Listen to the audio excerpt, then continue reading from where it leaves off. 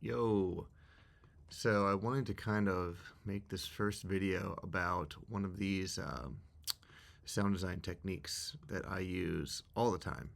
So basically my process is what I'll do is I'll start a track by creating a sample pack for that track. I try and do that most of the time anyway because I feel like adding that limitation is what really helps me move forward with the track, so I'm not just continually doing sound design during the writing process, or so I'm not just like endlessly searching my library. Um, Once I have a sample pack made, then I can kind of move forward with my track a lot faster, I've found. One of the techniques for me to do that is I will use this device, this Max for Live device called Device Randomizer. All right. So what this basically is it is essentially 16 truly random LFOs. It's like the equivalent of getting. It's like it's not quite. It's almost like getting 16 of these.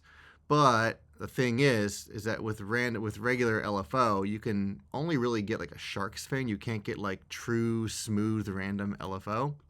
And this does that. So let me just kind of walk you through what this does. First of all, what I'm going to do is just get any device. I'm going to get an operator just to demonstrate this. And I'm going to group it and expand all of these macros. I'm not mapping anything with these macros right now. This is just for demonstration purposes. So how you use this is you have this is like the main screen you find here. You have the big randomize button in the middle, and then map down here. And so you click map, and then you click a device header. So in this situation, what I like to do is I like to put it in a group like I did here, and then randomize that group. And you can see I clicked it, and now all of a sudden all of these macros start moving around smoothly, randomly. The reason why I don't do this to the device itself, but instead to a group with macros, is because Device Randomizer, it will work on a group, but you can see what it does is it just sort of randomly picks like whatever it determines to be the first 16 parameters. Okay, and some of these are very unuseful, and that's when you have to go in and open up the edit mode over here, and you can see right here, these are all of the parameters that you could have it be working on in Operator. There are 141 different parameters in Operator. And it just assigns it to the first 16 in whatever order Ableton says it is. You can see all of these are turned. The state is on. You can go through, if you want, you can go through here and turn these off and then turn on other ones like that. But I find that to be extremely tedious. So instead, what I do, let's just go ahead and get a new operator. So instead what I do is I will come in here, my device randomizer, and I will choose what I want to be mapped. So let's just say I want to map some of these coarse tunings. I kind of do this randomly. I don't really think too hard about it. Like that. These are all very useful parameters. As well are the attack times of each of these. Oops, don't want that. Like so. I mean, I'm not going to go through all of this because it would take forever. But, and I'll show you examples of how I use this. This is just showing you the device randomizer. And then I can click map here, and it's moving only the parameters that I want it to move, right? And now I get my attack times moving, I get my coarse knob, and I get my fine tuning, my level, over here. So what I've actually done to make my life easier so I don't have to do this every single time is I've made a few devices in here. My random sampler, which what this is, and I'll walk you through it, and I'll let you download it too. I'll add a download link to this as well. But this is just a device randomizer, okay? And I've gone through and I've mapped every parameter, at least every useful parameter in this. You can see that I actually have this set to, if you go ahead and open this little window right here, Then you have the frequency. So if you want it to go faster, you can have it go faster like that, all the way up to like really crazy fast. Then we have smoothing. All right. So if you have smoothing turned down, it'll just basically jump around. This is like the stepped random, essentially. All right. And then we have curve right here. Curve really only does anything when you are in smooth, when you have a little bit smooth. But basically, you can see how the parameters are all continually moving, right? But if you turn on curve, it'll essentially do that like shark fin sort of thing. So if I bring up Ableton's LFO, I can show you exactly what's going on here.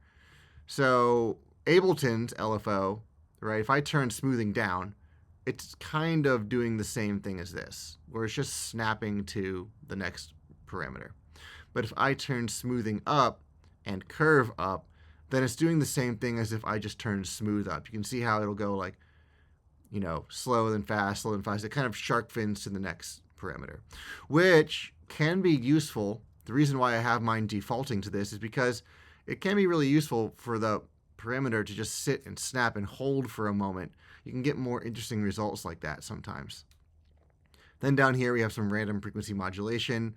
This is if you want it to like, you know, sometimes you want to go slow. You can see that, oh, faster, slower, faster. This is basically just modulating the frequency modulation is what that's doing. Okay? I usually will just turn that off. Don't typically use it. Unless I want a little more random, but this is pretty random already. Then in here we have trigger, which, you know, you can just like trigger randomize everything like that, which is super useful. I like to do this sometimes. Sometimes what I'll do is I'll get a LFO. I don't know if I actually can do this. 1 second. So I say sometimes I can do it, but I don't know if I do it. Yeah, you can actually map like the binary, and you can map this to randomize, and it will just trigger and set a new random parameter here. Or if you want, you can just click it yourself like that. This is basically like the same thing as sitting here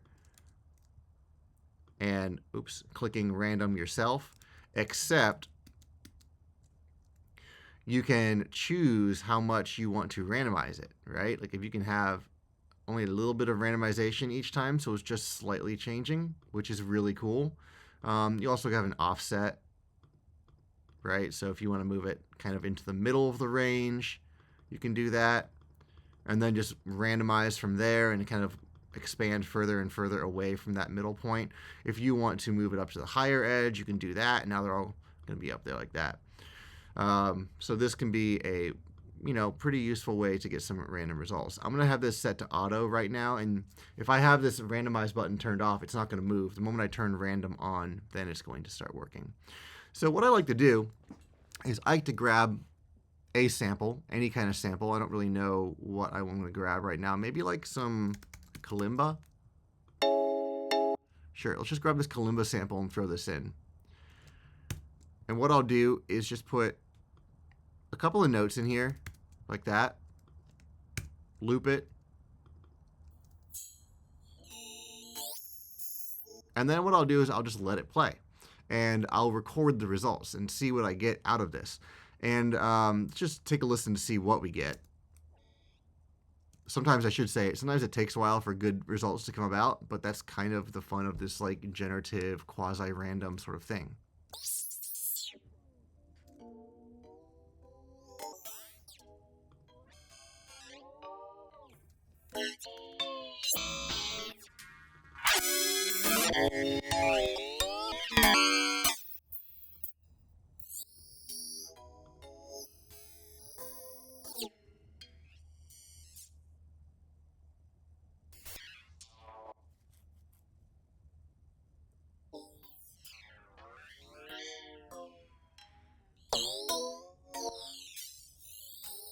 Yeah, there's some interesting stuff happening in there. And I find it's more useful sometimes to take full tracks and throw that in there. Like, I don't know. Let's just find something. Like,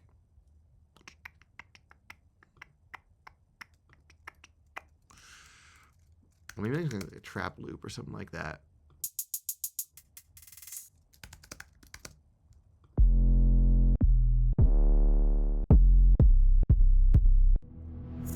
Oh, here's interesting little sample.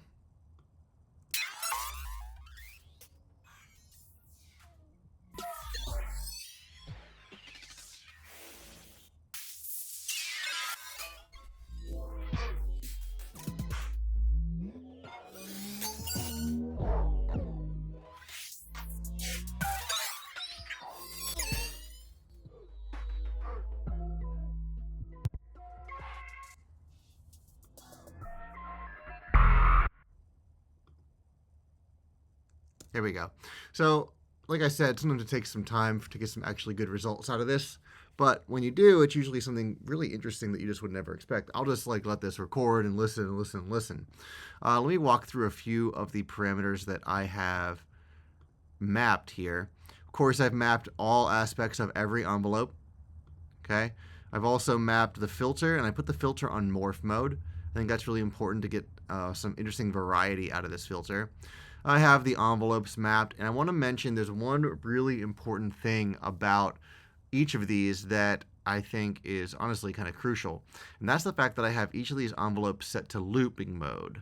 And basically what this means is the envelope will go through and just like loop when it finishes.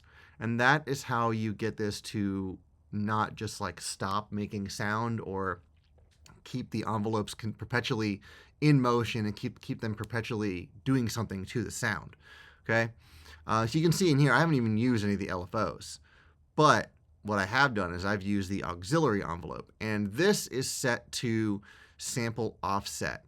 So what this will do is this will change where the sample starts to play every time a note's triggered. Depending on, you can see how it's moving backwards in time like that.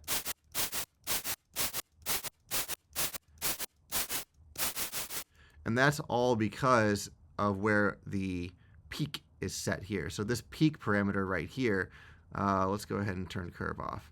The peak parameter is what will determine where the sample plays back from. If I didn't have that, it would just start playing back from the same place every time. So that's another really important thing to do. I also come in here and I've made a lot of changes with these mappings. All right. And I come in here and I change these from every once in a while. Sometimes I'll shorten all of the envelopes. Like here, the envelope release time, it could be anywhere from 1 millisecond to 3 milliseconds. Like maybe sometimes I want this to be like a little bit more restrained. Okay. We also have things like where's the pitch? Here we go, the pitch envelope amount. I've restrained that to 1 octave below, 1 octave higher. Otherwise, things get pretty out of control, to be honest. Things will, like, it'll be too high for use or too low for anything really usable, really piercing or just really muddy. So if I come in here and make all of these envelopes a little bit shorter, then what this means is that the looping will happen more frequently. Right, so here we have the loop rate. So the loop will, if you have the loop rate set too fast, right, if it can get down to like 1 millisecond, it's just gonna sound like a buzz, right? So I like to keep this at 100 milliseconds minimum, maximum of whatever you want it to be. I usually have it set between this number because it's the easiest for me to quickly hit and change all these parameters. 1, 2, 3, 4 is what I'm typing in, so 1.234 seconds. I usually have it set between that and 3 seconds. Something like that. And I really don't think too hard about this, if I'm being honest, because it's just random anyway, right? Let's see what that gives us. And I'll come in here and just hit resampling and just resample the audio from this.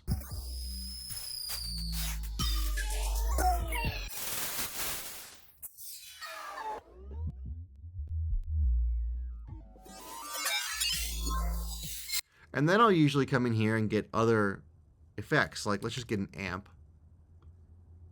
Toss an amp in here. Gotta be careful because it glitches when you don't put it in the right spot. There we go.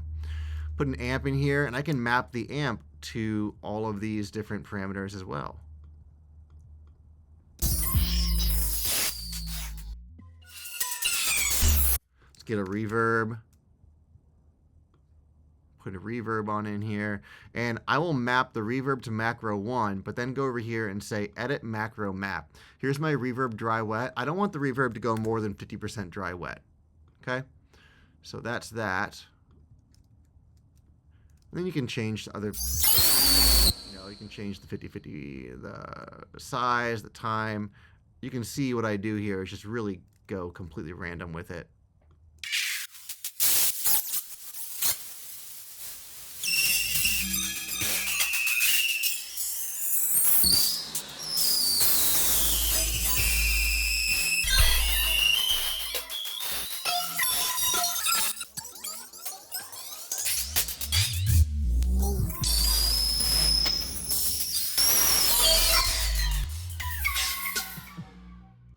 Let's go ahead and get another saturator in here after the reverb. I like saturating.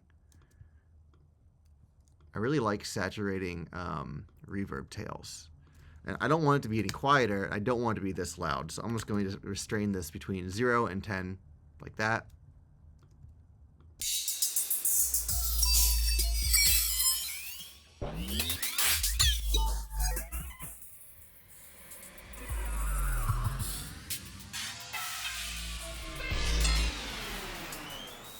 And then I find it's really fun to get some sort of something like, I don't know, LFO tool, if you have that.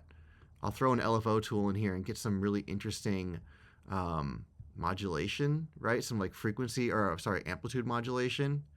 Let's go ahead, change all of this. I'm going to map all of these to it.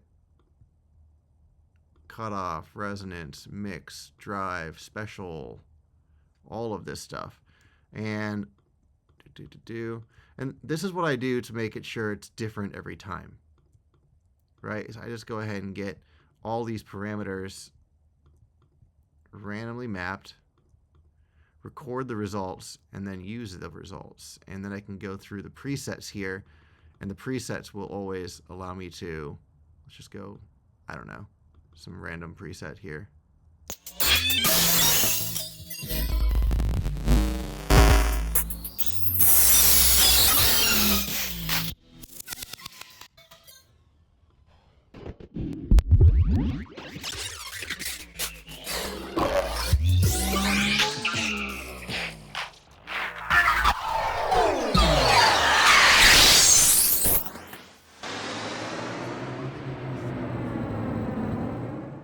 Down. If I want to make bass sounds, I'll make sure to turn off the low band activation. I have this mapped to this right here, just to make sure the lows can make it through, and that way they don't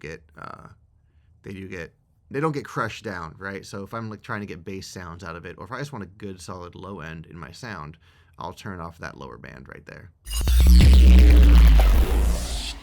like that.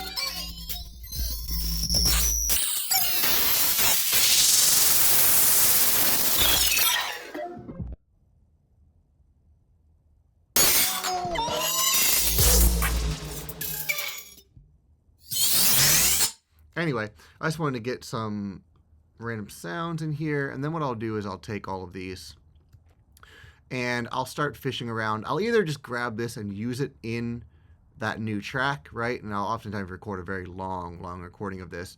Or I go through, and this is what I've been liking to do more a little bit lately because it's easier to just create your sample pack with individual sounds. What I'll do is I'll go through and find the ones that I like out of this.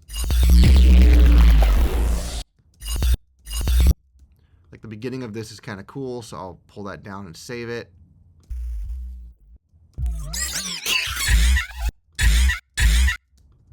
That's interesting.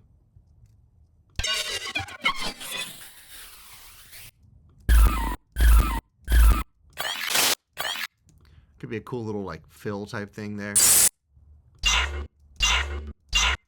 I could use that for something probably.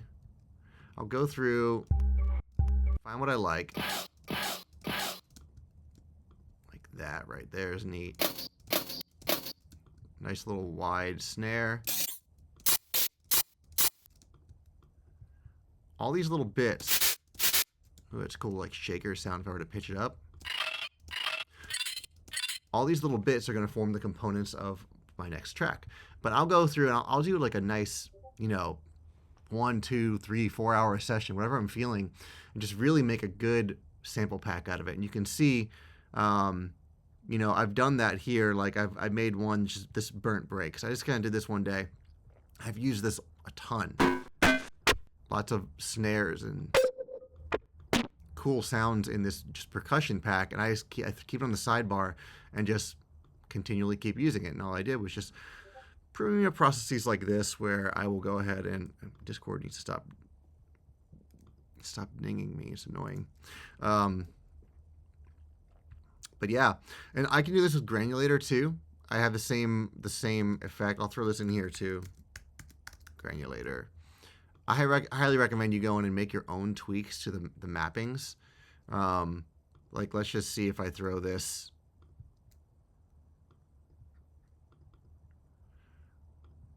If I throw this sample in here and do a similar process, let's see what we get out of the Granulator.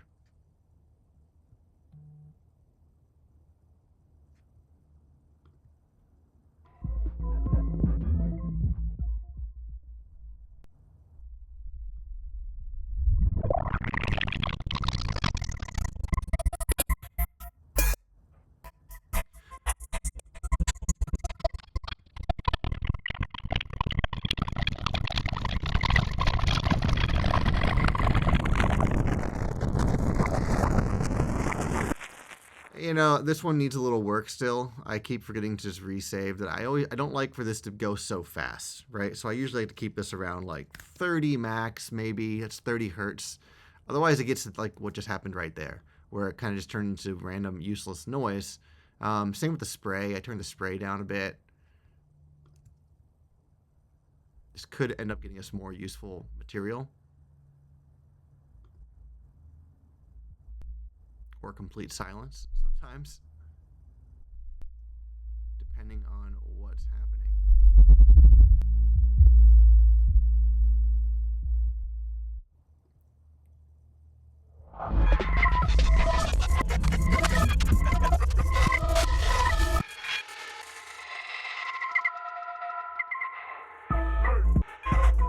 This little section is super cool, right? I don't know if I would have ever found this. It's a cool little intro sound or something like that. So yeah, that's just basically my process for starting a track out.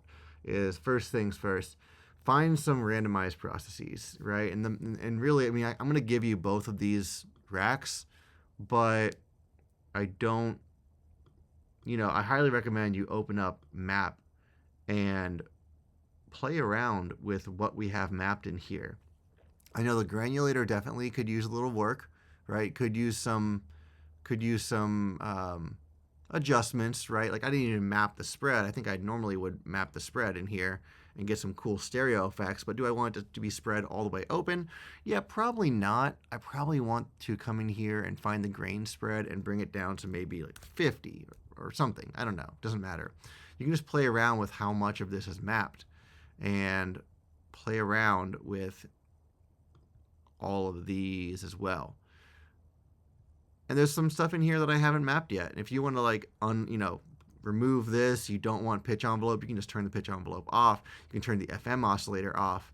You can play around with, I'll oftentimes set these up to be beat synced in time. But when I do that, I have to come in here and make sure it doesn't get all the way up to, how high?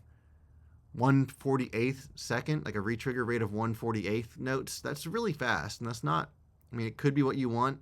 4, right? I think it's a quarter note, 4 quarter notes, so one whole measure. That could honestly be way too slow and not get you what you need. So you restrain these parameters. It's like controlled randomization, and you're sort of, this is like the process of allowing the muses a little bit to just sort of, like, you provide the guidance, you provide the lane in which it can operate, and what happens inside there is really out of your hands based on these randomized processes. And that's where I think that a lot of the most fun sounds come from. But you got to know how to restrict it. Otherwise, you end up with completely useless noise for 90% of your recording, which sometimes might happen anyway. But, if you know how to massage these parameters and to limit the ranges and things like that, then you're going to wind up with something that is definitely usable at the end and really unique, I think. So hopefully this was helpful. Definitely want to go into more sound design stuff in the future, probably going a little bit less random with the other stuff. But yeah, let me know if you have any questions about this process, if I can answer any questions for you. And yeah, hopefully this was useful.